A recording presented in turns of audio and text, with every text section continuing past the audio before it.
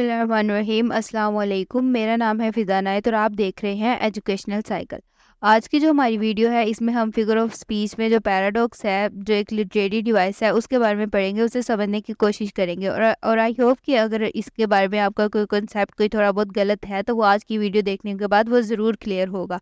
तो पैराडॉक्स का आज हम इसमें इस डेफिनेशन देखेंगे और उसकी एग्जांपल्स के ज़रिए उसे समझने की कोशिश करेंगे। कोई बहुत ज़्यादा चीज़ें आज की वीडियो में नहीं है कि जो आप कॉम्प्लेक्स पैदा करें और आपको समझ ना आए। सिर्फ सिंपली आज मैं समझाने की आपको कोशिश करूँगी और आई होप कि आपको समझ आएगी इंशाल्लाह।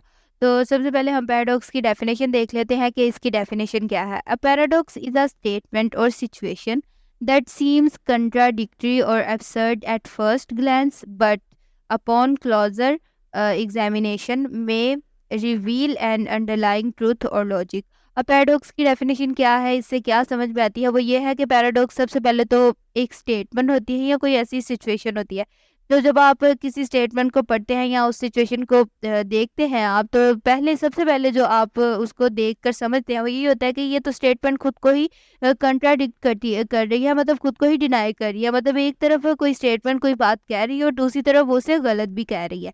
तो इस तरह की जो स्टेटमेंट्स होती हैं, जो कि पहली दफ़ा जब आप उन्हें देखते हैं तो आपको ऐसे लगता है कि ये खुद को ही कंट्राडिक्ट कर रही है, खुद को ही ये डिनाई कर रही हैं। लेकिन जब आप उसको ज़रा क्लोज़र उसकी एग्ज़ामिनेशन करते हैं, उसको एग्ज़ामिन करते हैं, क्लोज़ली करते हैं, तो फिर आपको पता चलता है कि इसमें तो एक ट्रुथ है, एक लॉजिक है, इस बात का तो कोई मकसद है, इस बात का तो कोई मायने है, इस बात का कोई लॉजिक है, कोई रीज़न है। तो बाद में आपको पता चलता है जब आप उसको क्लोज़ली एग्ज़ामिन करते हैं।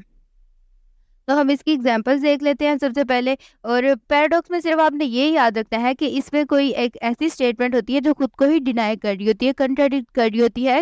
एक तरफ कोई बात कही जा रही है और दूसरी तरफ उस बात को डिनाई किया जा रहा है। सिर्फ इस पे आपने ये याद रखना है। और इसको जब हम क्लोजली एग्जामिन करते हैं तो हमें पता चलता है कि इसमें तो बहुत डीप बात कही जा रही है।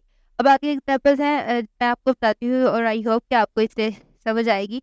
मोर you know the more you realize you don't know. अब ये एक तरफ वो कह रहा है कि आप तो मतलब जितना ज़्यादा जानते हो या आप जब आपको जितना ज़्यादा पता है, तो फिर आपको रियलाइज़ होता है कि आपको तो कुछ पता ही नहीं। एक तरफ आपको पता है लेकिन आप ये भी कह रहे हो कि आपको पता ही नहीं। मतलब इस बात का अगर हम डीपली जाके थोड़ा मतलब देखें तो वो यही है कि जितना भी हम पढ़ते हैं, जितना भी नॉलेज हम हासिल करते हैं, तो फिर हमें पता चलता है कि हमारे पास तो अभी इस चीज़ का भी नॉलेज नहीं है, हमें इस चीज़ का भी पता नहीं है। हमारे पास तो कितनी ज़्यादा फीलिंग्स हैं, हमें कितनी ज़्यादा अपने नॉलेज को गेन करने की ज़रूरत है, अपने नॉलेज को एनहांस करने की ज़रूरत है, कितनी ज़्यादा चीज़ों को सीखने की ज़रूरत है। तो इस बात का अगर डीपली मतलब देखा जाए तो वो ये होगा। और एक तरफ ये खुद को ही डिनाई कर रहा है। आगे है you have to spend money to make money. अब इसमें भी आपको यही लग रहा है कि ये एक तरफ कह रहा है कि आपको मतलब मनी को स्पेंड करना पड़ेगा और दूसरी तरफ वो कह रहा है कि मनी बनाने के लिए। तो इस तरह ये जो सी जितनी भी स्टेटमेंट्स होती है ये यही ज़ाहिर करती है कि ये पैराडॉक्स क्या है। इसी तरह एग्जांपल है less is more, the only constant is change, the only rule is there are no rules. अब इसमें भी एक तो कि सिर्फ एक ही रूल है कि कोई भी रूल ना हो। तो इस तरह जो सी स्टेटमेंट्स होती हैं, जो सिचुएशन होती हैं, वो पैराडॉक्स की होती हैं।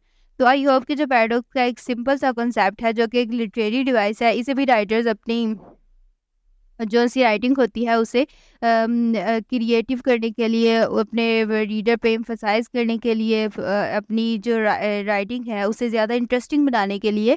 और वो इंटरेस्टिंग क्यों बनाता है, सिर्फ और सिर्फ अपने रीडर्स के लिए, कि रीडर को राइटिंग में मज़ा आए और वो मेरा जो कंटेंट है, राइटर ये सोचता है कि मेरा जो कंटेंट है उससे जो रीडर है वो उससे कनेक्ट रहे, वो उसे उसमें बोरियत ना हो, उसमें उसमें कोई बोरिंग वो उसे ये वो कंटेंट जो है वो बोरिंग ना लगे, उसे उसका टाइम उसे ये ना लगे कि मैं अपना टाइम वेस्ट कर रहा हूँ। तो इसीलिए जितनी भी लिटरेरी डिवाइसेस होती हैं उन्हें सिर्फ और सिर्फ इसी मकसद से यूज़ किया जाता है। तो पैराडॉक्स भी जो थी वो एक लिटरेरी डिवाइस थी।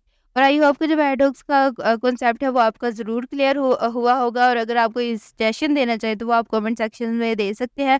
इसके अलावा अगर आप चाहते हैं कि मैं कुछ और टॉपिक्स पे वीडियोज़ बनाऊँ जो आप चाहते हैं, तो आप वो भी मुझे मैसेज कर सकते हैं। और बाकी अगर आपको वीडियो अच्छी लगी है तो आप कमेंट्स करें, शेयर करें और मेरे चैनल को सब्सक्राइब करें। Thank you.